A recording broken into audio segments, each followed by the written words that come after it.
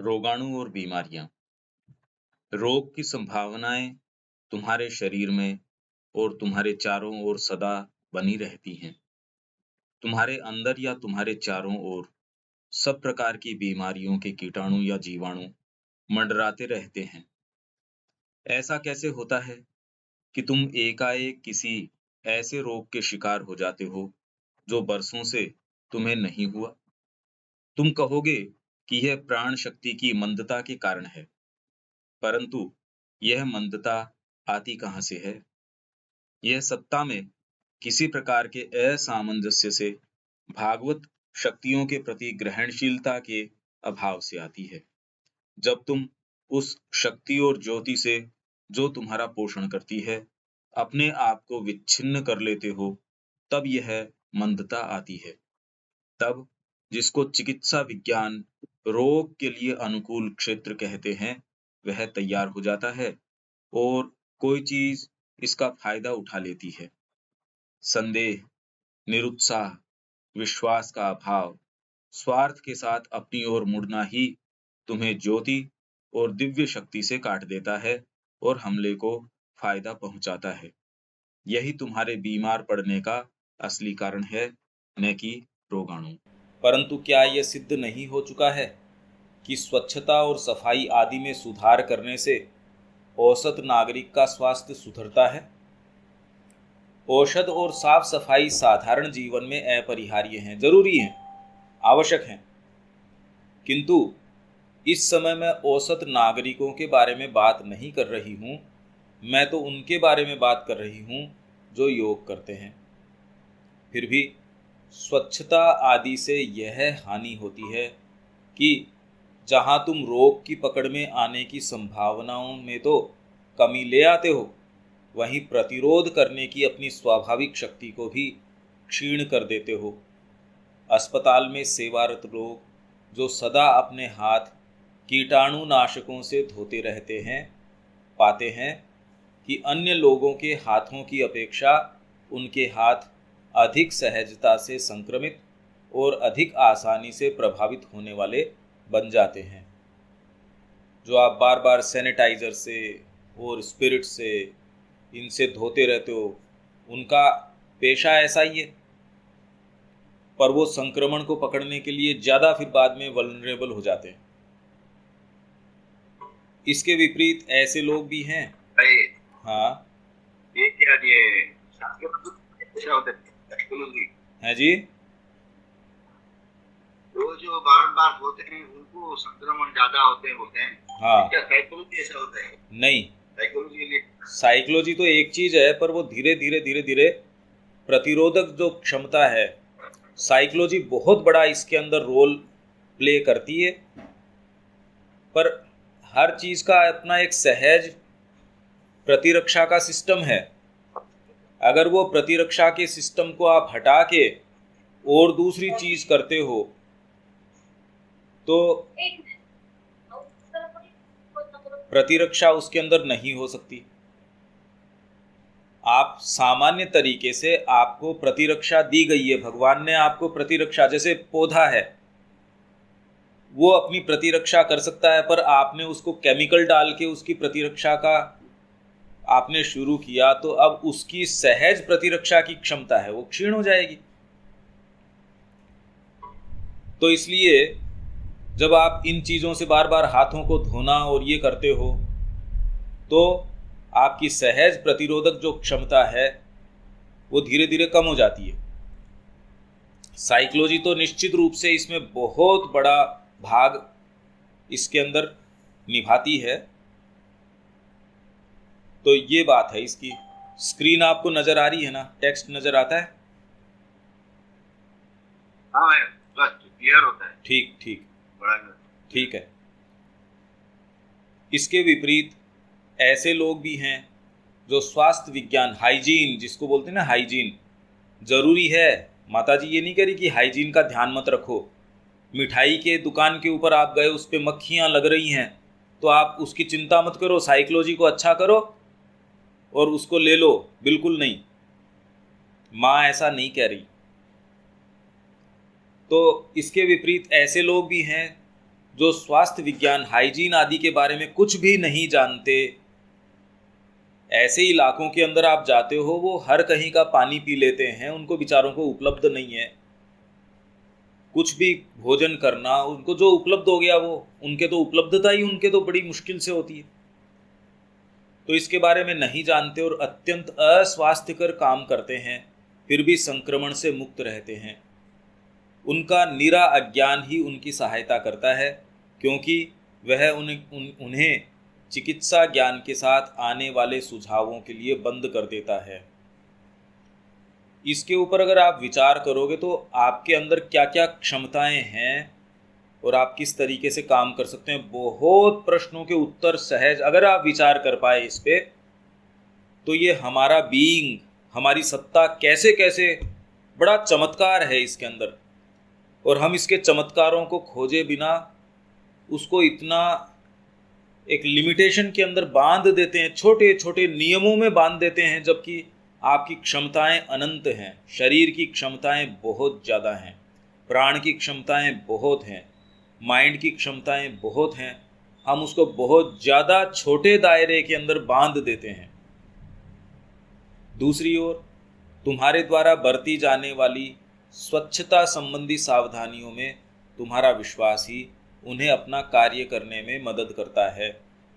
आपने ये कर लिया, मैंने यहाँ शुद्ध पानी की व्यवस्था कर दी, तो ये विश्वास आने से मैं उस डॉक्टर के पास गया था, उसने मेरे को औषध दे दी, तो अब मैं ठीक हो जाऊंगा। उस डॉक्टर ने मेरे को इंजेक्शन दे दिया, अब मैं ठीक हो जाऊंगा।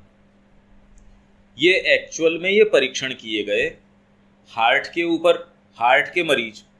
आप जो ये कहते हो हार्ट का ऑपरेशन किया, हार्ट का ऑपरेशन किया, उन्होंने 100 मरीज लिए, उसके अंदर से 50-60 मरीजों को ऐसा है कि केवल ऑपरेशन थिएटर के अंदर लेके गए, ले जाके उनको बेहोश करने की दवाई दी। जब होश आया तो तुम्हारा ऑपरेशन बड़ा सफल रहा। इस तरीके से उनको बिल्कुल विश्वास के साथ कहा, और ये पता चला कि धीरे धीरे धीरे धीरे वो ठीक भी हो गए। जो समस्या वो लेके गए थे, जिस ऑपरेशन की उनसे बात करी गई, उनका ऑपरेशन किया ही नहीं, पर उनको ये विश्वास हो गया, उनको तो केवल ऑपरेशन थिएटर के अंदर ले जाके बेहोश किया, और जब वो होश में आए कहा तुम्हारा ऑपरेशन बिल्कुल सफल रहा। बस। अच्छा, जिन पे ऑपरेशन किया उनमें से जो ज़्यादातर लोग हैं वो उसको सही नहीं रख पाए, वो उनमें से कुछ तो मर ही गए। ऑपरेशन तो रात दिन हो ही रहे हैं हार्ट के और के, तो ये परीक्षण किया गया। तो ये तो बड़ी विचित्र बात है।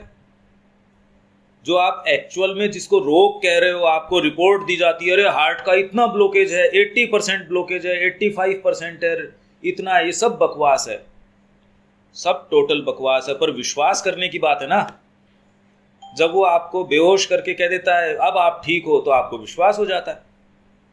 तो ये परीक्षण किए गए हैं, बहुत तरीके के परीक्षण हैं, बस आपको पता नहीं। शरीर की क्षमताएं अनंत हैं, अनंत क्षमताएं हैं, हम तो बहुत थोड़ी सी जानते हैं।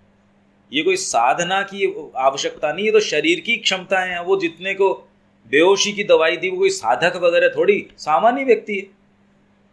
अब आप सोचिए कि क्या हो रहा है और शरीर की क्या क्षमताएं हैं। तो ये जो स्वास्थ्य संबंधी जो सावधानियां हैं, उसमें आपका विश्वास कि हाँ मैंने ये कर लिया अब हो जाएगा, इससे आपको लाभ होता है। क्योंकि कारण तुम सोचते हो अब मैं कीटाणुनाशक औषध के कारण कीटाणु रहित और सुरक्षित हूँ, और उस हद तक यह विचार तुम्हें सुरक्षित रखता है। माताजी एक कहानी बताती हैं। जैसे अभी कोरोना आया, वैसे ही एक महामारी आई, तो माँ ने कहा इन्फ्लुएंजा आया, महामारी क्या है, इन्फ्लुएंजा आया। अब वो एक डॉक्टर जो था, उसके अंदर येसाई वो या कोई ऐसा सा कोई कुए नाम है उसका, COUE, तो मिस्टर कुए, वो उनको इंजेक्शन लगा के या जो दवाई दे के और उनको कहता था अब तुमको ये टीका लगा दिया, अब तुम बिल्कुल ठीक हो जाओगे। और जिस विश्वास के साथ वो ये कहता था, बहुत शीघ्रता से उन्होंने वो जो रोग उस समय चल रहा था उसके ऊपर पूरा कंट्रोल कर लिया। उस डॉक्टर के पास से तो जो जाता था वो बिल्कुल ठीक हो जाता था। बात विश्वास की है। आप औषध बहुत ईमानदारी से ले रहे हो और कोई दूसरा आपको औषध नहीं देता, खाली कुछ भभूत अपनी निकाल के दे देता है, कोई कुछ दे देता है, कोई कुछ दे देता है, उससे ठीक हो जाता है व्यक्ति। ये प्रश्न उठता है कि वास्तव में शरीर किस तरीके से क्रिया करता है। यदि आप थोड़ा सा देखें, बहुत विचित्र है ये। हमने अपनी सीमाएं बांध रखी है अपनी मानसिकता के कारण, बाकी शरीर की सीमा नहीं है। वो बहुत का चीज़ें करने में सक्षम है, बहुत चीज़ें कर सकता है। आपने अपने मन में ये रोग है और है ये इसमें कर रखे हैं, बाकी बिल्कुल ठीक किया जा सकता है। मैं तो बता रहा हूँ आपको, हार्ट के वो पेशेंट्स को उन्होंने खाली एनेस्थीसिया दिया। ये तो रिपोर्ट है, ये कोई कहानियाँ थोड़ी है, ये तो बड़ी रीसेंट की रिपोर्ट है, नज़दीक अभी कुछ समय पहले की बात है। तो और रात दिन हो भी रहा है इस तरीके से। तब फिर हमें स्वास्थ्य संबंधी सावधानियां, जैसे कि केवल छना हुआ पानी पीना। छना हुआ मतलब कि जैसे अभी फिल्टर आ गए, उस समय जब माँ कह रही है तब तो आपके ये आरओ है और है, ये फिल्टर तो होते नहीं थे उस समय। तो आप उबाल के छान के जैसे भी, उस समय तो आपको ध्यान होगा इंजेक्शन भी लगाते थे तो उबाल के उसको स्टेरलाइज करके। अब तो डिस्पोजेबल इंजेक्शन्स वगैरह आ गए, पहले तो इंजेक्शन जो वो लेके आते थे उसको उबालते थे। ये तो आपके ध्यान में, सबके ध्यान में है ही ये। अब ये जो डिस्पोजेबल इंजेक्शन्स हैं और हैं ये सारे आ गए, पहले तो ये थे ही नहीं। पानी को फिल्टर करना है, फिल्टर अब आ गए, पहले इस तरीके के फिल्टर वगैरह नहीं थे। तो छना हुआ पानी पीना ये तो आपके ध्यान में है ही। क्यों, ये तो आप लोगों के, शरद भाई ये तो ध्यान में है ही। पहले इंजेक्शन लगाते थे वो उबाल के स्टेरलाइज करके ये लगाते थे, पहले ये इस तरीके के प्लास्टिक के और के ये थोड़े थे। नहीं हमारे तो ध्यान में है, इंजेक्शन लगाना तो पता नहीं, तो वरेंद्र भाई को मालूम है। इंजेक्शन आपको ध्यान नहीं क्या, उबाल के लगाते थे वो स्टेरलाइज करके। हाँ वो ग्लास का इंजेक्शन होगा, तो हाँ। सीरीज को जो बोलते हैं ना आप, वो पूरा कोई उबालते थे और उबाल के उसको स्टेरलाइज वगैरह करते थे उसको। हाँ वो सीरीज को बार वो जो इंजेक्ट करते थे, उसको उबालना, पानी में उबाल कर फिर यूज करते थे। हाँ, अभी ऐसा नहीं है। अभी तो एक जने को भी लगाना होगा तो अलग अलग वो सारी सिरिंज वगैरह इंजेक्शन है और है वो सब अलग अलग लगाते हैं। अब तो डिस्पोजेबल है, फेंको इसको। अब तो वो भी स्टील की नहीं, अब तो प्लास्टिक के आने लग गए। सिरिंज भी है वो प्लास्टिक की होती है। तब फिर हमें स्वास्थ्य संबंधी सावधानियां, जैसे कि केवल छना हुआ पानी पीना क्यों रखनी चाहिए। भाई अगर खाली मन में ही आपके ये है कि मैंने कीटाणुनाशक औषधि काम में ले ली तो अब मैं सुरक्षित हूँ, तो क्या तुम में से कोई भी इतना शुद्ध और बलवान है जिस पर सुझावों का प्रभाव न होता हो। यदि तुम बिना छना पानी पियो और सोचो अब मैं अस्वच्छ जल पी रहा हूँ, तो तुम्हारे बीमार पड़ने की पूरी संभावना है, क्योंकि आपके साइकोलॉजी में है कि मैं गंदा पानी पी रहा हूँ।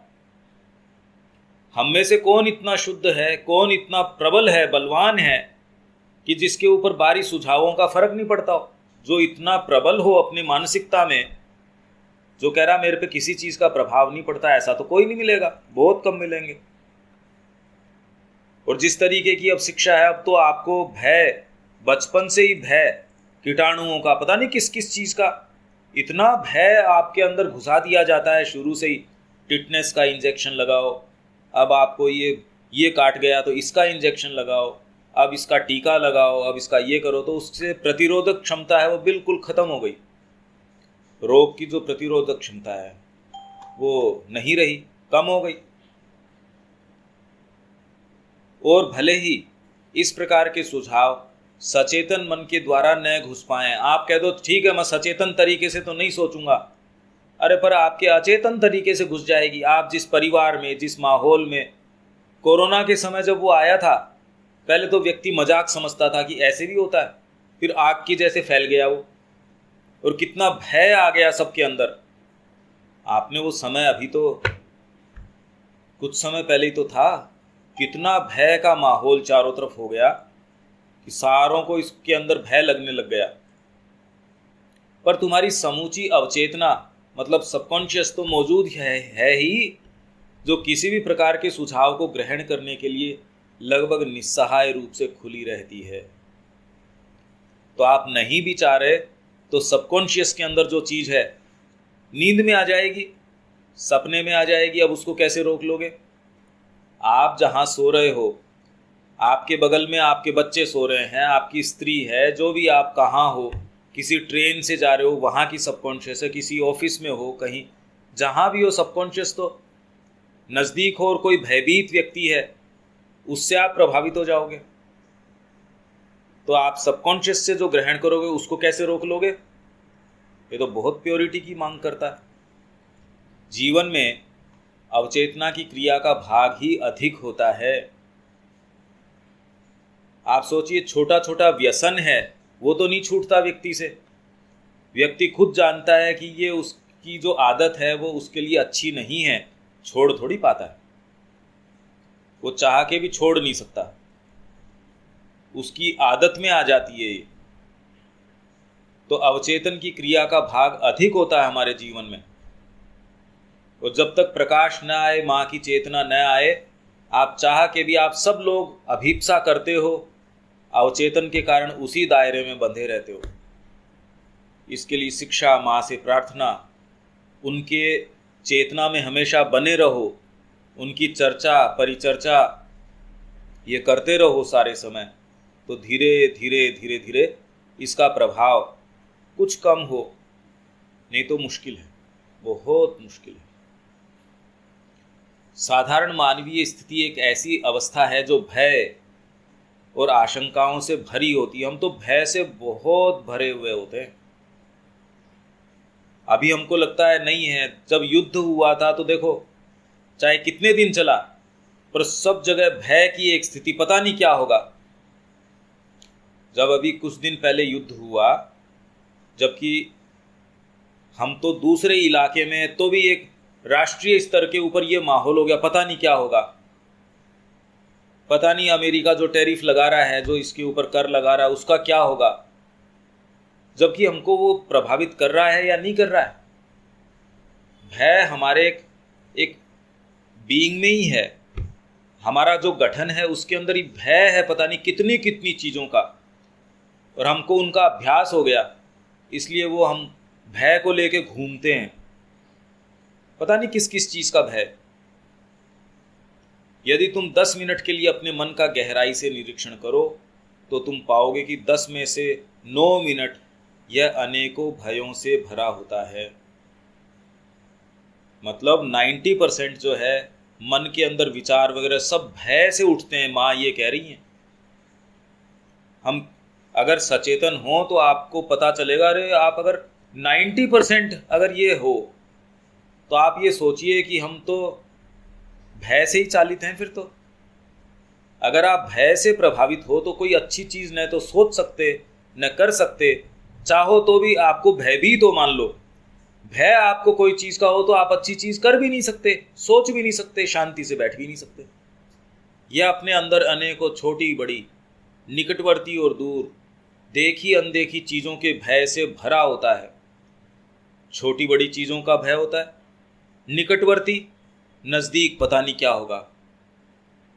इसीलिए व्यक्ति कहता है माँ का विश्वास तो करते हैं, डिग्री नहीं होगी तो बच्चे का क्या होगा, भविष्य क्या होगा। हम जानते हैं कि आप जो बात कह रहे हो पंकज भाई वो बिल्कुल ठीक है, पर आप सारी, मतलब श्री अरविंद को पढ़ लो, रात दिन आप सारे सत्र भी ऑर्गेनाइज कर रहे हो, पर ये भय तो छोड़ता नहीं। एक व्यक्ति ऐसा नहीं है जो ये कहे चलो माँ को जीवन देते हैं और इसमें आनंद है ना। भय एक ऐसी है, 3 जो प्रकृति के प्रहरी हैं, प्रहरी जो आपको जाने नहीं देते आत्मा की ओर। फियर, भय, डिस्ट्रस्ट, अविश्वास, और स्केप्टिसिज्म, संदेह। जबकि आपने कहानियां पढ़ी है भक्तों की, मीराबाई की कहानी पढ़ी है आपने, सूरदास जी की पढ़ी है, फिर बाद में जिनके जीवन में भगवान कैसे आते हैं, माँ की कहानी पढ़ी है, श्री अरबिंदो की पढ़ी है, सब पढ़ा है आपने, तो भी आपके भय को कोई भी रिलीफ नहीं होती उससे। आप तो सब समय परेशान रहते हो।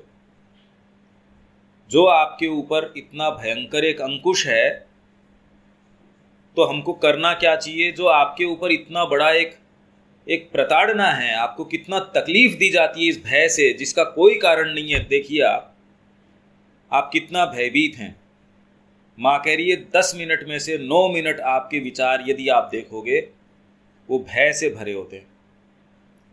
अब आप आइडिया लगाओ कि अगर पूरे दिन 10 में से 9 मिनट मतलब 90% में पूरा भय से भरा हुआ हूँ, तो मैं अच्छी चीज न सोच सकता न कर सकता। ये बात है, इसलिए इसको एड्रेस करना जरूरी है इस चीज को। तो छोटी बड़ी चीजों का भय, निकटवर्ती नजदीक की दूर की चीजों का भय, देखी हुई चीजों का भय, अनदेखी हुई चीजों का भय, कि भय से भरा होता है। और यद्यपि तुम आमतौर पर सचेतन रूप से इस पर ध्यान नहीं देते, फिर भी ये भय तुम्हारे अंदर होते अवश्य हैं। वो एक वजन बन गया आपके ऊपर। जैसे कछुए पे क्या करते हैं, आप कुछ जानते भी होंगे, अगर उसको मारना हो उसके ऊपर एक वजन रख देते हो आप कछुए के ऊपर। वो थोड़े समय बाद में उसको लगता है मेरा ही वजन है, वो अपनी गर्दन बाहर निकालता है और आप उसका शिकार कर लेते हो। तो ये सारा वजन जो भय का, अविश्वास का, पता नहीं क्या क्या कामनाओं का, हम जो ये वजन लेके घूमते हैं, ये हमारी आदत बन गई, अभ्यास बन गया। बचपन से आपको बच्चा अच्छी भी चीज़ कर रहा है तो भी माँ बाप उसके कान में भय भरेंगे, अरे नहीं जगत ऐसा है, तेरे को धोखा होगा, तेरे को ये होगा। तो ये भय तो माँ बाप भरते हैं। इसके लिए सबसे बड़े दोषी हैं वो तो है माँ बाप। वो कहते हैं कि हम अपने बच्चे से प्रेम करते हैं, जबकि उनसे बड़ा शत्रु नहीं है कोई। अपने बच्चों के लिए माँ बाप से बड़ा कोई शत्रु नहीं है, क्योंकि वो उसको प्रेम के, जिसको वो प्रेम कहता है उसके कारण उसके कान में भय भरता है। देख लो, आप कहते हो अरे जगत ऐसा धोखा देगा, ऐसा करेगा, वो करेगा। तो जो रोग है जिससे उसको बचाना चाहिए, वो आप ही उसके अंदर वो संक्रमण डाल देते हो, भय का, अविश्वास का। तो भयभीत आदमी कोई अच्छा जीवन कैसे जिएगा, ये बताइए। समस्त भय से मुक्ति केवल अनवरत मतलब लगातार, कंटिन्यूअस प्रयास और साधना अभ्यास द्वारा ही आ सकती है। साधना, और साधना क्या? आपके बीइंग में, आपकी सत्ता में माँ को स्थान दो, माँ को पुकारो, माँ की क्रिया करो, माँ करें आपके माध्यम से। और वास्तव में भय किस चीज़ का है? मैं हूँ तो मेरा कोई लाभ उठा सकता है, मेरे को कोई मार सकता है, मेरे को कोई नुकसान कर सकता है, ये है भय। और जब आप माँ से जुड़ जाते हो तो ये भय खत्म हो जाता है। मैं के अलावा भय है ही नहीं, मेरा कुछ हो सकता है, मेरे को कोई नुकसान पहुंचा सकता है। क्या पहुंचा सकता है ये आप भी नहीं जानते, पर मेरे को पता नहीं कुछ हो जाए, कोई रोग हो जाए, कल को कोई उधर से मेरे ऊपर उल्का आके गिर जाए, जबकि गिरने वाला नहीं है, मेरे को कोई लूट ले, पता नहीं ये मेरे साथ ये हो जाए, मेरे बच्चे के साथ ये हो जाए। अगर मेरे बच्चा नहीं होगा तो कल को मेरा क्या होगा? अरे बच्चा हो के आपका गला काटेगा, उसका भय वो नहीं है, पर बच्चा नहीं होगा तो मेरे क्या होगा, मेरा वंश आगे कैसे चलेगा, इसके पास पता नहीं क्या क्या भय, इनका हमको पता नहीं होता। माँ क्या कह रही है, आमतौर पर हम सचेतन रूप से इस पर ध्यान नहीं देते, पर ये सारे भय हमारे अंदर होते हैं। अब इसमें कोई सेंटेंस है जो आपको नहीं समझ में आ रहा? तो ये रोग और जो बीमारियां हैं उसका माँ कारण बता रही है। भाई अब मैं ठीक हूँ कि कोई भी कहूँ तो भाई ये साधना अभ्यास मैं समझता हूँ हम तो अहम में आपका ईगो में ही जीवन व्यतीत करते हैं। आपके नहीं, हम की बात नहीं है, आपकी कोई अकेले की बात नहीं है। ईगो तो सारों में ही है। ईगो मतलब ईगो ये अहंकार वाला, वो वाला जो आप घमंड बोलते हो, वो ईगो नहीं कि मैं बड़ा व्यक्ति हूं, वो वाला बात नहीं। ईगो मैं एक इंडिपेंडेंट हूं, मैं कुछ हूं, अलग हूं, मैं जगत है, मैं हूं, चीजें हैं, मैं हूं। एक ये आभास कि मैं एक व्यक्ति हूं, मैं अलग हूं। तो आप अलग हो तो आपको अपनी रक्षा भी करनी पड़ेगी। प्रतिरक्षा में आप कि दूसरे मेरा लाभ न उठा लें, ये तो एक सहज सी बात है, पशु से आती है। ये पशु में भी है ये बात कि मेरी रक्षा, दूसरे लोग मेरे को मार, क्योंकि भोजन है वो किसी का, जीव का भोजन है। इसलिए ये तो एक अंदर तक मैटर को चलाने के लिए दो चीज नेचर ने प्लांट करी।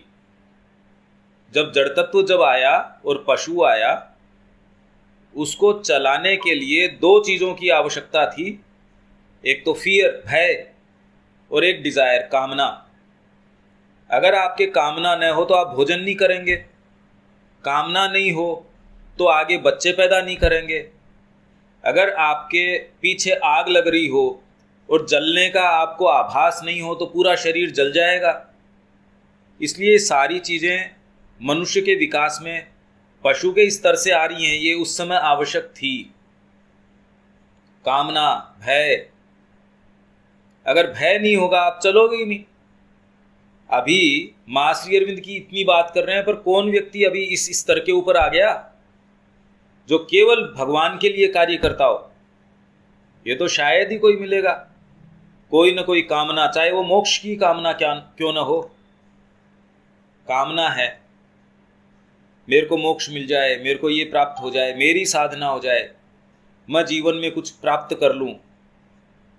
चाहे सूक्ष्म हो चाहे कोई भी हो, आपके अंदर कामना होती है और भय है कहीं न कहीं। तो ये दो चीजें चालित जरूरत थी,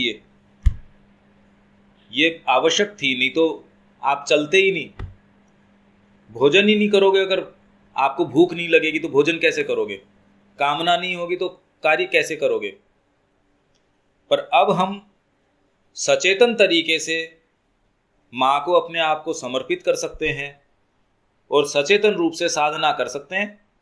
तो पहले प्रकृति ने जिस चीज को काम में ली, अरे भाई आपको जहां तक ट्रेन की आवश्यकता, आप ट्रेन से चले गए, पर अब आपका गंतव्य आ गया, अब उससे उतरो। तो भय और कामना प्रकृति ने काम में लिया इसको शुरू में, पर पशु के स्तर तक। अब आगे धीरे धीरे धीरे धीरे दूसरी शक्ति को काम करना चाहिए। ये तो होना ही चाहिए। भय के कारण ही थोड़ी हम सारे समय चलते रहेंगे, या कामना के कारण ही थोड़ी चलते रहेंगे। मां की शक्ति, मां की चेतना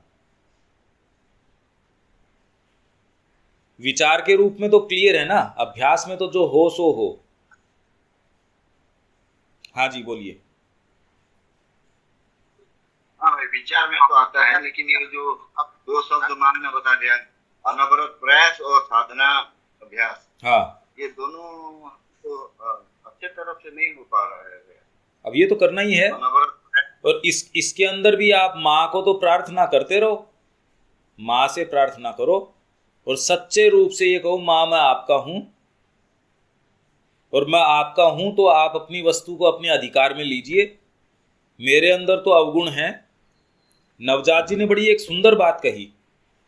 उन्होंने कहा मैं बैठा हूं और मैं विचार कर रहा हूं, भगवान आए तो मैं भगवान को क्या बोलूंगा? मैं भगवान को ये बोलूंगा कि भगवान, अगर मैं विश्व का सबसे अवगुण वाला व्यक्ति हूं पर तूने तो आज तक जिनको जो परित्राण किया है सबका, अगर मैं सबसे खराब हूं तो तेरे को तो नया रिकॉर्ड बनाना, तू तो भगवान है। अगर मेरे अंदर अवगुण है और मैं विश्व का सबसे ज्यादा ऐसा व्यक्ति हूं जिसमें सारे अवगुण दुर्गुण ऐसे भरे हैं, तो तेरे को तो नया रिकॉर्ड बनाना है भगवान। और अगर मेरे अंदर मैं विश्व का ऐसा व्यक्ति नहीं हूं जिसमें सबसे ज्यादा दुर्गुण है, तो फिर तो अपनाने में तेरे को लगता भी क्या है, अगर मेरे से ज्यादा भी रहे हों। पर यह प्रार्थना यदि आपके हृदय में गहराई से थोड़ी बहुत भी आ सके, तो धीरे धीरे माँ की क्रिया आपके साथ चालू हो जाएगी। भाई अभी आपके पास थोड़ी पावर है, माँ की पावर आके जुड़ जाएगी, तो अगली बार जब आप प्रार्थना करेंगे तो उसमें माँ की शक्ति भी तो साथ में होगी। आप और अच्छी प्रार्थना कर पाएंगे और आपके पास शक्ति होगी। और इस तरीके से जीवन में चलता रहेगा।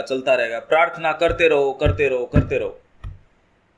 और गहराई से प्रार्थना करो और सच्चाई से प्रार्थना करो। और जितना माँ सुझाए आपको दिखाए, जितना अभ्यास कर सको उतना अभ्यास करो। जितना नहीं आपके विल पावर के अंदर आता, आपकी संकल्प शक्ति से बाहर की कोई चीज़ हो, तो माँ से सामने निवेदन करो उससे, माँ मैंने प्रयास किया, अब ये तो मेरे से नहीं हो पा रहा, आप देखिए। तो ये प्रक्रिया चलती रहेगी और आप ये देखेंगे आरोहण आपका हुआ है। और जब एक बार आरोहण की गति बढ़नी शुरू हो जाएगी, फिर बाद में वो बढ़ती रहेगी। ये बढ़ सकती है, ये प्रक्रिया चलती है, ये ऐसे ही होता है। प्रार्थना करने में तो आपको कौन रोकता है? कोई रोक थोड़ी सकता है प्रार्थना से। क्यों शरद भाई? नहीं, कोई नहीं रोकेगा। हम तो स्वाधीन है ना प्रार्थना करने के। प्रार्थना सच्ची होनी चाहिए, भीतर से जितनी सच्चाई है उसके साथ प्रार्थना करो। और कोई कुछ अभी कहना चाहता है? और कोई बोल रहा था, बारेंद्र भाई। हाँ, ये सची भाई कुछ बोल रहे हैं। हाँ सची भाई, पंकज भैया नमस्कार। हाँ, ये सची भाई आप बोलिए, फिर बारेंद्र भाई बोलेंगे। सची भाई आप बोलिए। हाँ भाई नमस्कार। बारेंद्र भाई नमस्कार। सबको नमस्कार। नमस्कार। इस संडे में हमारे यहाँ 100 किलोमीटर दूर इस संबलपुर में मैं जाता हूँ एक बार 2-3 महीना के बाद संडे में। तो एक बाइबल प्रचारक, क्या बोलते हैं इंग्लिश में, एपोस्टिल। हाँ। तो हाँ, ये उनके प्रचार में वो बोलते हैं कि हमारे यहाँ देखो, यीशु के माध्यम से हम परमेश्वर के पास जा सकते हैं, लेकिन विश्वास होना चाहिए, ऐसा तो बोलता है। तो यीशु नाम तो बोल दिया वो लोग, तो हम सब बोलेंगे अपना अपना माध्यम। तो बोलते हैं राम हो, कृष्णा जो भी है, बुद्ध देव है, महावीर है। तो मुझे अच्छा नहीं लगा। फिर भी वो तो वही रास्ते में है, हम जैसा भी है। तो जो रास्ते में है वही माध्यम से हम जा रहे हैं। विश्वास करना अपना काम है। तो अब जो विश्वास का अभी टॉपिक चल रहा है, तो हाँ, पर वो जो ये बोल रहे हैं ना, वो सची भाई, वो जो कह रहे हैं उनका तो उसके पीछे एक एजेंडा है। वो जो कह रहे हैं वो कोई, उनका तो अपना पीछे एक टारगेट है। हमारा कोई टारगेट नहीं है। हमारा तो ये आत्मा बाहर आए और वो आपके जीवन के ऊपर साम्राज्य करे, माँ की चेतना। वहां तो उनका कोई मतलब ही नहीं ना इस बात से। हाँ, वही बोल रहा हूँ। वो जो प्रचार कर रहा था मुझे अच्छा नहीं लगा। हाँ, मैं वहां से चला आया। हाँ, और वही दिन से मैं नहीं गया उसके पास। हाँ, तो जो विश्वास का अभी चल रहा है, श्री अरविंद योग में तो सबको अपनाते हैं, सब धर्म को, सब लोगों को, सब गोरी माटी जो है, सब इसको। तो इसको विश्वास करना जो अभी बात करते हैं, हम होते हैं, साइंस को ज़्यादा भी अग्राधिकार देते हैं, साइंस को आगे लेते हैं। इसके लिए तो उसे भय जो है, भय के लिए जो मेडिसिन चलता है, डॉक्टर के पास जाते हैं, अस्पताल भरता है, डॉक्टर भरते हैं, तो बीमारियां भी फैलती हैं ज़्यादा। बिल्कुल। तो इसके बाद भूकंप आते हैं, बाढ़ आते हैं। तो हर पद में जो शांति मंत्र है, शांति शांति शांति बोल देते हैं विविध ताप में, लेकिन बोलते हैं मुंह में, हृदय में नहीं लेते हैं, तो हाँ, जरूर असुविधा होते हैं। बिल्कुल।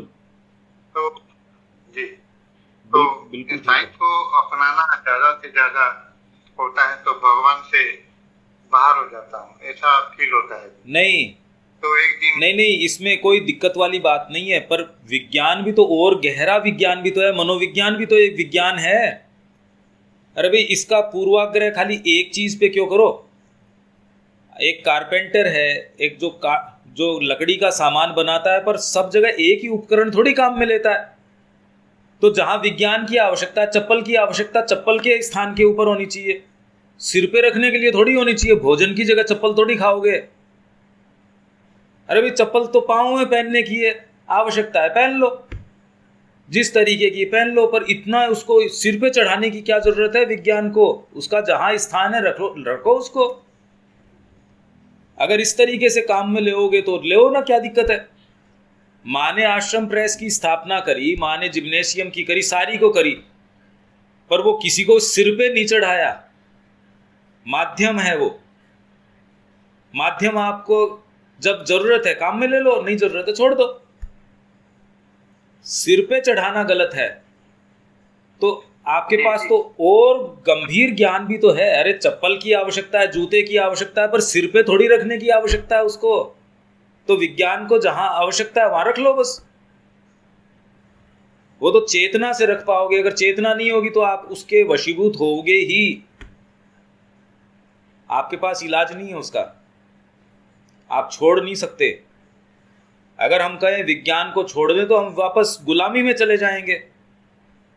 भारत अगर अपनी सैन्य शक्ति नहीं सही करता तो आप चारों तरफ से शत्रुओं से घिरे हुए हो।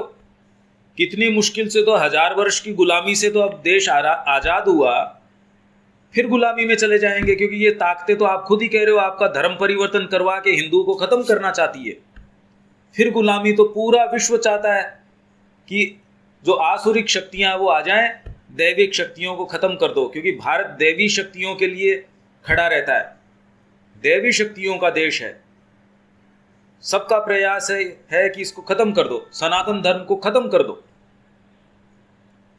इसलिए जो विश्व युद्ध हुआ, श्री अरविंद ने कहा कि ये हमारे कार्य के विरुद्ध है ये युद्ध। सोचिए आप, सुप्रामेंटल को नहीं आने देना चाहते, यहां भागवत साम्राज्य स्थापित नहीं होने देना चाहते। आपके माध्यम से जो कामनाएं वगैरह हैं वो भगवत विरोधी शक्तियां हैं, जो आपको भी काम में लेती हैं और आपको संकीर्ण बनाए रखती हैं, आपको अपने उपयोग में लेती हैं, और जब उनका उपयोग पूरा हो जाता है तो आपको फेंक देती है।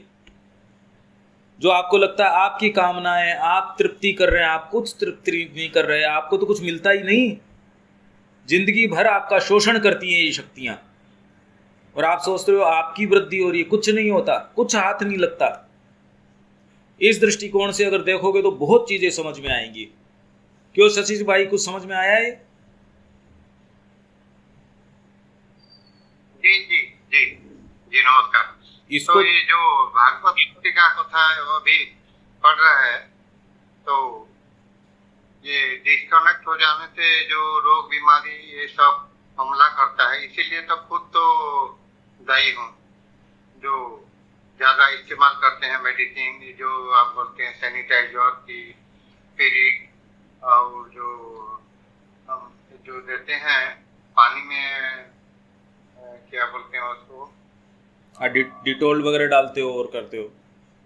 हाँ हाँ हाँ, तो ये सब ज्यादा आती है। अब एक दिन मैं पोता के साथ बेड में सो रहा था और पंखा घड़ घड़ किया रात में, तो घड़ घड़ किया तो मैं डर गया। अरे गिर नहीं जाते तो क्या होगा गिरने से, ऐसा करके मेरा भय हो गया। तो विज्ञान जितना भी बढ़ता है, वो जो पंखा, फिर वॉशिंग मशीन, कूलर, फ्रिज, इस सब में डर आता है। अब जो एटम बम वो जो युद्ध हो रहा है, तो ये और बड़ा बात है।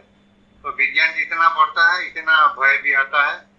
तो नहीं, विज्ञान से कोई भय वाली बात नहीं है, विज्ञान के कारण नहीं है ये। तो ये है कि मेरे ऊपर गिर जाएगा तो मेरा सिर फूट जाएगा, और किसी का घड़ करता है तो आपको डर थोड़ी लगता है।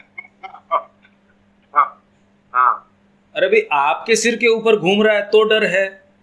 अगर आपको ये पता चले किसी पास वाले की बिल्डिंग के अंदर, तो आपकी नींद में थोड़ी कोई दिक्कत होती है। तो भय तो मैं हूं, मेरे सिर पे गिरेगा और मेरा सिर फूट जाएगा, उसका भय है आपको। विज्ञान से बेचारे से क्या कोई इसमें दिक्कत थोड़ी है, और वो ठीक भी है। अब आपका पंखा हिल रहा हो और आप अगर ध्यान नहीं दो और सिर वास्तव में फूट जाए आपका और मर जाओ आप, तो बताओ, अब ये तो मूर्खता हो गई कि मैं निर्भय हूं इसलिए वो पंखा मेरे सिर पे गिर जाए। तो ये निर्भयता नहीं, ये मूर्खता है। तो आपका जीवन जरूरी है, उसकी प्रतिरक्षा जरूरी है, जीवन की प्रतिरक्षा जरूरी है, जिससे कि आप चेतना में आगे जा सको, इसलिए प्रतिरक्षा जरूरी है। बाकी मृत्यु तो आई जाएगी। मृत्यु तो आप जा रहे हो, आप देख रहे हो कितना हिमस्खलन हो रहा है, भूस्खलन हो रहा है, पता नहीं क्या क्या हो रहा है, कितनी जगह बाढ़ आ रही है, कितने व्यक्ति मर रहे हैं। अब वो सोच के थोड़ी गए थे, वो कोई अलग अलग कारणों से गए थे, मरने थोड़ी गए थे वो, और मृत्यु तो आ ही रही है। हाँ बारेंद्र भाई, आप और क्या बोल रहे हैं?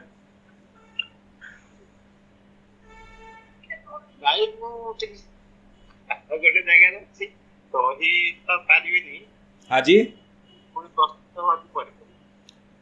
आप क्या बोल रहे हैं? नहीं, मैं बाहर हूँ, मेरा पास किताब नहीं है, प्रिपेयर होके बोलूंगा, बाद में बोलेंगे। ठीक है, तो हम आगे चलते हैं। अब आगे का मुझे ये दो शब्द आता है, अनावरत प्रयास और साधना अभ्यास। ये मैं कैसे मेरे जीवन में, मेरे व्यक्तिगत बात करता हूँ, मैं कैसे इसको मेरे जीवन में उतारूं, कैसे इसे पूरा करूं, मैं ये सोच रहा हूँ। दोनों शब्दों मुझे बहुत लगता है। अनावरत वास्तव में भय से ही 90 भाग जीवन हम व्यतीत करते हैं। हाँ बिल्कुल, तो भी बोल दिया है, लेकिन ठीक है। अनवरत प्रयास, हमारे लिए मंत्र। अनवरत प्रयास में एक चीज है शरद भाई, कि माँ और श्री अरविंद से जुड़े रहो, ये तो इसका प्रयास। और फिर उनकी जो वाणी है उसको अभ्यास में डालो, खाली सुनो नहीं, उसके ऊपर मनन करो, चिंतन करो। एक सच्चा व्यक्ति है वो बिना पुस्तक के भी अपने मार्ग के ऊपर आगे चला जाता है। एक सच्चा व्यक्ति है उसको सारी चीज़ें मिल जाती है, जिसके मन में प्रश्न होता है उसको कहीं ना कहीं से उत्तर जरूर मिलता है। जिसको किसी चीज़ की प्यास होती है वो ढूंढता है, खोजता है, उसको मिलता है। तो अगर आप माँ श्री अरविंद की वाणी खाली यूं ही नहीं, उसका अभ्यास करेंगे, उनको समर्पित करेंगे, उनको प्रार्थना करेंगे, एक हमारी जो ये क्लास है उसको प्रतिदिन, और खाली सुनने के लिए नहीं सुनना जैसे सुबह की है, ध्यान दीजिए। अगर आप कोई चीज़ कर रहे हैं, देखिए एक वही चीज़ कर रहे हैं आप, जैसे माला जप रहे हैं, वही माला के साथ में आप मंत्र भी कर रहे हैं, पर आपने अब भीतर से ध्यान एकाग्र किया माँ के किसी एक रूप के ऊपर, और अब जो माला करोगे, एक वो यांत्रिक तरीके से माला कर रहे थे उसमें अंतर आ जाएगा। अब आप सचेतन तरीके से माँ का पूरा ध्यान करके ओम नमो भगवते श्री अरविंदाय, ओम नमो भगवते श्री अरविंदाय बार बार ये किया। और आपको ये जल्दबाजी नहीं है कि मेरे को एक माला पूरी करनी है। आप तो इसमें ये कहो कि श्री अरविंद की मूर्ति है, वो पूरा ध्यान मेरे को पूरा आना चाहिए, वो करके करोगे या फिर आप एक पूरा करोगे, इन दोनों में अंतर आ जाएगा। तो जीवन में आप ये देखेंगे, आप काम तो सारे के सारे कर रहे हैं, यंत्रवत कर रहे हैं, जैसे ही पीछे और धीरे से उसमें साइकोलॉजी और जोड़ोगे, एकाग्रता और लाओगे, उसमें अंतर आना शुरू हो जाएगा, बहुत बड़ा फर्क आ जाएगा, जीवन में सारा अंतर आ जाएगा। नहीं तो आप करने तो आप कर ही रहे हो, भोजन भी कर रहे हो, पर आप भोजन करते समय एक एक जो आप मुंह में लेते हो उसको ये देखिए कि वो भोजन आपके भीतर जा रहा है और माँ के लिए ऊर्जा आपके संचार कर रहा है, वो भोजन आपको पोषण दे रहा है। पहले तो भोजन से पहले माँ को ऑफर करो, माँ आइए, तो आपके भीतर जो भगवान बैठे हैं उनको आप दे रहे हो। एक तो कामना के कारण कर रहे हो, तो कोई भी एक्टिविटी आप जो कर रहे हो, एक्टिविटी तो वही कर रहे हो, पर वो वही चीज़ नहीं रही, ये तो पूरी सेवा हो गई, ये तो माँ की चेतना से ओतप्रोत हो गया। धीरे धीरे धीरे धीरे आप वही एक्टिविटीज़ को बिल्कुल अलग तरीके से करना शुरू कर दोगे। भोजन तो भोजन के तरीके से ही करोगे, पर जब ध्यान एकाग्र करके करोगे तो भोजन वही भोजन थोड़ी रहा, ये तो प्रसाद बन गया।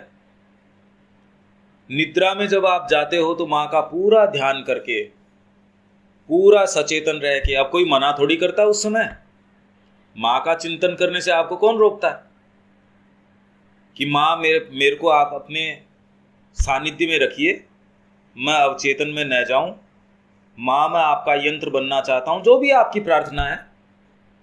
और प्रार्थना और ध्यान इतनी सुंदर है, एक एक प्रार्थना को आत्मसात कीजिए, वो तो एज इफ आपके ऐसी है जैसे कि अंतरात्मा की प्रार्थनाएं हैं, वो सामान्य नहीं है। माँ की प्रार्थनाएं ऐसी तो प्रार्थना ही नहीं मिलती कहीं जो माँ की प्रार्थनाएं हैं, पर उसको खाली बोलने के लिए, हम सब बोलने के लिए बोलते हैं, उस पर ध्यान एकाग्र कीजिए और उसके साथ अपने आप को जोड़िए। जैसे आप अगरबत्ती जलाते हैं, अगरबत्ती सभी जलाते हैं, पर अगरबत्ती जलाने के साथ ये कीजिए, अलग अलग भावना रख सकते हैं उसके साथ, कि आपकी सत्ता में ऊपर से लेके नीचे तक आप वो अगरबत्ती की जगह अपने आप के बीइंग को देखिए। ऊपर से आपने प्रज्वलित किया, जितनी भी अशुद्धियां हैं वो सारी की सारी भस्मीभूत हो रही हैं और माँ को उसका सुवास, सुगंध माँ के लिए ऑफर हो रही है। ये भावना आप कर सकते हो। तो फिर खाली अगरबत्ती जलाना नहीं रहा, माँ को आप दीपक जलाते हैं तो उसके साथ आप भावना कर सकते हैं, ये मेरी चेतना है, मेरी एस्पिरेशन है, ये मैं प्रज्वलित कर रहा हूँ, या मेरी सत्ता है उसके अंदर प्रकाशित हो रही है। और माँ के चारों तरफ आरती यदि कर रहे हैं तो मेरी सारी सत्ता माँ के चारों ओर केंद्रित कर रहा हूँ। या यदि माँ के चारों तरफ परिक्रमा कर रहे हो तो आप अपने पूरे बीइंग को माँ के चारों तरफ केंद्रीभूत कर रहे हो। तो अगर इस तरीके से हर एक्ट को आप करते हो तो एक्ट तो वही कर रहे हैं, अलग से कुछ नहीं कर रहे आप, पर सारा परिवर्तन आ जाएगा इसमें। तो एक एक चीज, एक एक प्रक्रिया, आपका उठना बैठना, सोना खाना पीना, किसी से बात करना, सब में कोई भी क्रिया करने से पहले भावना कर लीजिए, माँ आइए, मैं आपके तरीके से करना चाहता हूँ। तो आप ये पाएंगे कि आपके क्रिया करने में भी माँ हस्तक्षेप करना शुरू कर देगी। आप जो बोल रहे थे यदि माँ की सोच के करेंगे तो उसमें धीरे धीरे अंतर आना शुरू कर देगा, आपके जीवन में हस्तक्षेप होना शुरू हो जाएगा। तो आप ये कह रहे अनवरत कैसे करें, आपकी उन्हीं क्रियाओं में एकाग्रता और बढ़ा दीजिए, माँ को जोड़ दीजिए, किसी समय विशेष के ऊपर कीजिए, कुछ कार्य विशेष में कीजिए, फिर हर कार्य में करना शुरू कर दीजिए। भावना रखने से आपको कौन रोक सकता है? अरे भाई, क्रिया तो आप ये कह रहे हैं कि मेरी बाध्यता है, प्रतिबद्धता है, जिसके प्रति, परिवार के प्रति, इसके प्रति, पर जो भी कर रहे हो उसमें माँ को बुला के भावना करने से कौन रोक सकता है आपको?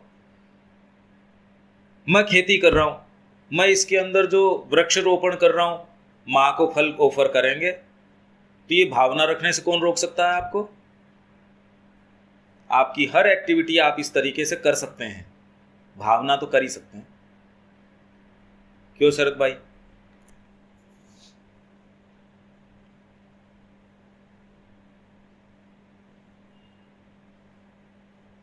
हेलो। हाँ मैं और हाँ मैं और क्या कोई एक बोल रहा था और एक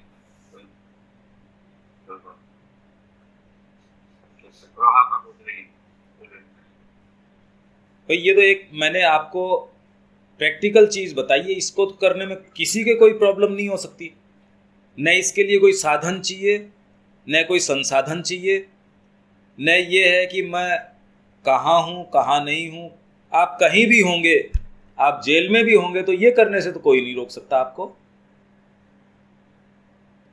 हाँ सुप्रभा जी, आप कुछ कहना चाह रहे हैं? हाँ भैया नमस्ते। नमस्ते।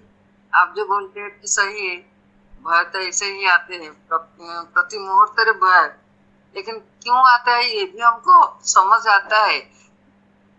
जब हम अलग हो जाते हैं माँ से और भगवान से, थोड़ा दूरी रखते हैं तो इस आते हैं। जब हमारा दृढ़ निश्चय हो जाएगा, विश्वास हो जाएगा कि माँ मेरे अंदर है, मेरे बाहर है, मैं माँ का हूँ, ये दृढ़ विश्वास होने से ही ये भय दूर होता है। हाँ। हम जानते हैं सर, फिर भी बच्चों को लेकर जो आप बोले हैं ना, माँ बाप बच्चों के दुश्मन है, हाँ, शत्रु है, सबसे बड़े और मित्र है, सबसे हाँ। बड़े। क्योंकि हम माँ बाप तो चाहते हैं, बच्चे को भला ही चाहते हैं। वो गिर जाएगा, पड़ जाएगा, ये हो जाएगा, वो हो जाएगा, जो आसक्ति उसका बच्चे के लिए, जो प्रेम जागृत होता है। लेकिन आप जो बोले हैं ना, हमको नया लगा, जे पापा माँ भी उसका शत्रु है, सबसे बड़ा, सबसे बड़ा। और मैं नहीं कह रहा, ये माता जी कह रही है ये बात, ये माँ कहती है ये बात। अच्छा, मैं नहीं कह रहा। हाँ, वो तो उनमें उद्रेक होता है और बढ़ जाता है, बच्चों से ही वो बच्चों से ही वो हो जाता है, भयालु हो जाता है। वो नहीं करूंगा, वो गिर जाएंगे, हाँ वो हो जाएगा, ये हो जाएगा, उसके मन में बैठ जाता है। फिर जितना बड़ा होता है वो बढ़ जाता है, उसका जो भय ही बढ़ता है। नहीं, इसका कारण है, इसका एक कारण है। हाँ सुप्रभा जी, इसका कारण ये है कि एक बहुत बड़ा सम्राट है, राजा है। आप उससे ये कहो कि चलो मैं आपको एक मकान दे देता हूँ, मैं आपको एक खेत दे देता हूँ। अरे राजा है वो। तो आप किसी बच्चे को ये कहते हो तेरी नौकरी लग जाएगी तेरे, तो आप अपनी अंतरात्मा को जानते ही नहीं। आप उसको जितनी भी शिक्षा, आप तो अपनी जो भी आसक्ति के कारण दे रहे हो। अगर उससे सच्चा प्रेम करते हो तो उसके भीतर जो राजा बैठा है उसको, मेरे को ये बताइए, अगर राजा को राजा के अलावा कोई दूसरी चीज़ दी जाए, आप राजा हो, सारी चीज़ आपकी है, आप उसको क्या दान दे सकते हो? वो तो राजा है। तो आपके अंदर माँ विराजमान है और आप भय उसको दे रहे हो कि ये तेरे पास नहीं होगा तो जगत में तेरे को पेट कैसे भरेगा? अरे जानवर कैसे भर रहा है? यही तो आप उसको कह रहे हो कि उदर पूर्ति तेरी कैसे होगी, तेरी शादी कैसे होगी अगर तेरे पास ये कागज का टुकड़ा नहीं होगा तो। सोचिए, धरती के ऊपर इसके लिए आया वो। थोड़ा सा आप अपने आप को थोड़ा दूर रख के अपने आप से और इसको देखिए, जगत को देखिए एक बार, और हम उसके भीतर क्या भय भर रहे हैं कि तेरी उदर पूर्ति कैसे होगी। भगवान बनने की क्षमता है और उसको उदर पूर्ति तक आप उतार लाए। इतना चिंतित तो पशु नहीं होता इस कार्य के लिए, जो मनुष्य को बना दिया। बताइए, ये कोई जिसमें थोड़ा बहुत भी अपने प्रति रेस्पेक्ट है वो कभी नहीं करेगा ये काम। आत्मसम्मान वाला व्यक्ति ऐसी बात कभी नहीं करेगा, जो कि माँ बाप अपने बच्चे को ऐसा बना देते हैं। अभी तो शिक्षा आपको क्या कर रही है, एक आर्थिक मशीनरी है, उसके लिए एक पुर्जा बना रही है और कुछ नहीं है। शिक्षा किसकी, ज्ञान किस चीज़ का है? एक आर्थिक मशीनरी के अंदर आप उसका एक पुर्जा बन जाए, कहीं जाके आप कहाँ फिट हो जाएंगे, बस। ज्ञान का कोई लेना देना नहीं। अरे आपके भीतर माँ स्वयं विराजमान है, ये बात अगर माँ बाप नहीं बता रहे तो उनको खुद को भी नजर नहीं आ रहा, और वो अपने बच्चे के सबसे बड़े द्रोही हैं। बच्चे में संभावना है, उस संभावना को बाहर लाने की बजाय वो उसको एक कीड़ा बना देते हैं, जो पूरे समय खाली उदरपूर्ति कैसे करनी है और संतान उत्पत्ति कैसे करनी है, बस। हम क्या इसके लिए आए हैं? ये काम तो पशु हमसे बेटर कर रहा है, हमसे ज्यादा बढ़िया कर रहा है वो। इस अर्थ में शत्रु है कि भगवत्ता को मार डालते हैं। ये कोई बताता ही नहीं माँ बाप कि तू भगवान है, उनको बेचारों को नजर ही नहीं आता। प्रॉब्लम तो ये है। इसलिए राजा कोई है, उसको आप ये कहो चलो आपको मैं थोड़ा सा प्रलोभन दे देता हूं। अरे राजा को क्या प्रलोभन दे रहे हो आप? तो अगर आपको राजा, जब तक राजा नजर नहीं आता तब तक अभी दृष्टि खुली नहीं। तो जब तक व्यक्ति के साथ आप उसको अंतरात्मा के रूप में उससे व्यवहार नहीं करते तो अभी दृष्टि खुली नहीं आपकी। आप उसको व्यक्ति देखते हो और अभी तो कि उसके पास कितना धन है, कितनी पद है, कितनी प्रतिष्ठा है, क्या है उसके पास, कितना बड़ी संपत्ति है, या उससे थोड़ा बहुत इसके पास क्या गुण है, ये संगीतकार है, ये है। अरे ये आत्मा है, उसके अंदर भगवान विराजमान है। ये बात तो आती नहीं। इसलिए आत्मा से संपर्क करने से तो हम चूक गए, इस जगत में आके इसके रहस्य को चूक गए। आप फल बाजार से लेके आते हो, उसका रस है उससे चूक जाते हो, तो आपके हाथ क्या लगेगा? तो वैसे ही जगत के अंदर आप जिनसे मिलते हो उनके बाहरी व्यक्तित्व से मिलते हो, आत्मा से मिल ही नहीं पाते। तो आप तो इसका अर्थ चूक गए, इस जगत का अर्थ चूक गए हम। ये सचेतन होने की बात है। तो हम इस जगत के अंदर इतना प्रयास करते हैं, इतना श्रम चला जाता है, आनंद आता नहीं। इसलिए नहीं आता। बाहरी व्यक्तित्वों से मिलते हो, बाहरी उसके जो ऊपर परिधान है उससे मिलते हो, व्यक्ति से नहीं मिल पाते, उसकी सच्ची अंतरा उससे मिल ही नहीं पाते। ये शिक्षा होनी चाहिए और ये आपको नजर आ जाना चाहिए। नहीं तो आप ये सोचिए, हम उम्र के जिस पड़ाव पे हैं, हमने क्या सीखा जगत में? आप थोड़ा सा इस पे विचार कीजिए। जितना श्रम गया है इस जीवन में, आपके हाथ क्या लगा, मिला क्या इसमें? जितना हमको उपलब्ध होना चाहिए अभी भी हम ढूंढ रहे हैं, नहीं तो उपलब्ध होना चाहिए। जिस आत्मा की हम बात करते हैं वो तो उपलब्ध होनी चाहिए ना। ये हो जाएगी तो आपको आनंद आएगा। हम यहाँ परेशान होने नहीं आए कि मृत्यु का इंतजार करें सारे बैठ के, कि कैसे भी मृत्यु तक जाएं, उन दिनों को कैसे सुख भोग से जिएं, इसलिए नहीं आए। आनंद में जिएं। और आनंद चेतना के अंदर है, सच्चे ज्ञान के अंदर है, माँ की कृपा के अंदर है। जो क्षण आप माँ के नज़दीक बिताते हो वो क्षण आपके बहुत अच्छे होते हैं, और जो उससे अलग बिताते हो उसमें चेतना नहीं है। उसमें यही तो बता रहे हैं, बीमारी आ जाएगी, उसमें अप्रकाश होगा, भय होगा, अविश्वास होगा, और माँ के साथ आनंद ही आनंद है। ठीक है सुप्रभा जी, ये बात तो ठीक है ना? आपको समझ आ रही है ये सारी? हाँ भैया ठीक है, समझता आता है पूरा। जो जिस समय माँ की बात होता है तब तो जैसे निगल फिर भी जो आसक्ति आ जाता है बच्चों को, ये रे सब कुछ फिर घर संसार में हो जाता है। लेकिन प्रयास तो करना पड़ेगा, ज्यादा से ज्यादा समय माँ के सन्निकट होकर, बिल्कुल समर्पण कर। बिल्कुल बिल्कुल ठीक है। और किसी की कोई बात है? 5 मिनट हम लेते हैं। नमस्ते। नमस्ते। हाँ भैया, हम पिता माता से हम दादा दादी हो गए, अब हम तो और ज्यादा माँ के बारे में पढ़ते हैं, सब दिन आलोचना भी करते हैं, फिर भी हमारा वो भय का नहीं जाता है भय।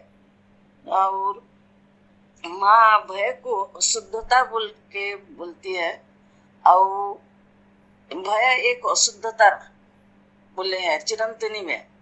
मैं आज सुबह पढ़ रही थी, और वो एक माँ का कार्य को बाधा देने वाला एक विरोधी शक्ति है। हाँ बोलते हैं माँ। हाँ हाँ माता जी। हाँ। और हम तो सब चीज में हम भय है, खाना पीना में, उठना बैठना में। हाँ। और ठंडी ठंडी सीजन में केला खाने क्यों नहीं देते बच्चों को? हाँ केला खाने से कफ हो जाएगा, पानी हाँ में भीगने से ठंडा हो जाएगा। हाँ ऐसे हम असली हम गर्मी में घूमते हैं तो कितना डरते हैं। हाँ वो भय के कारण हम कुछ भी फ्री बच्चों को नहीं दे पाते हैं। हाँ ये इसके लिए हम भी अभी सजाग रहना होगा भैया।